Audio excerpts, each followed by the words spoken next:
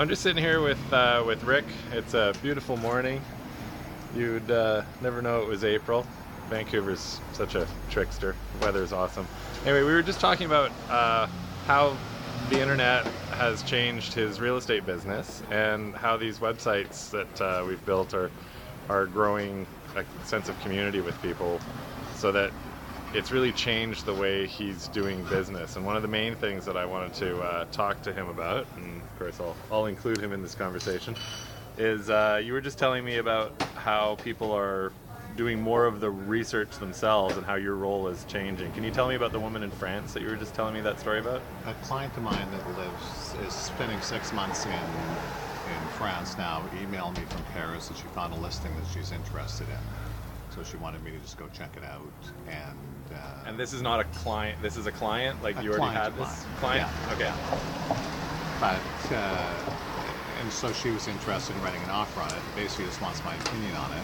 And is deciding if she wants to write an offer on it. And I've been through 3 properties with her, but it's her doing all the research and calling me at the end when she's found the property she's interested in.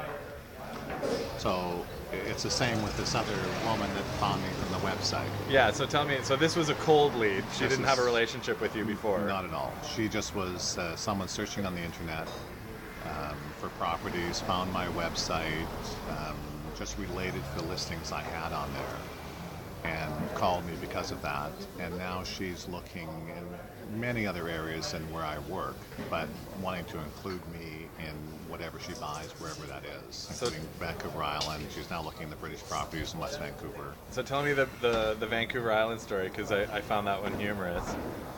Well, since I've had a little bit of a relationship with her now, and it's really only been about 2 weeks, she's felt that I've put some time and effort into helping her make some decisions, and so she wanted to make sure that wherever she bought that I was included.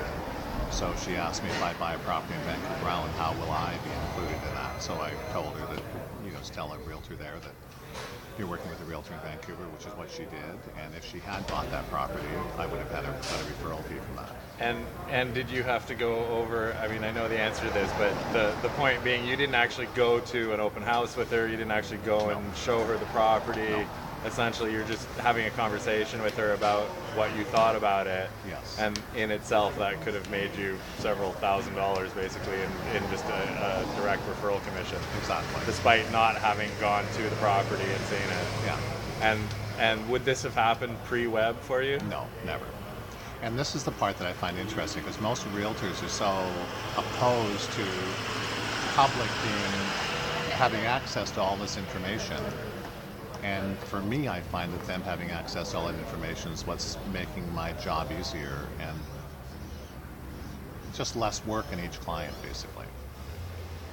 All right. Well, I think that kind of sums it up. There's the value of social networking right there. Rick is spending less physical time going to places. His role is changing to that of an advisor, which is really what he should be doing, is giving his professional advice on stuff. And the clients are using the tools that he's providing and that the web provides to do a lot more of the research and make a lot of the decisions on their own, and just coming to him for the final step of giving his advice. I think that's a really exciting change in how realtors are doing business online.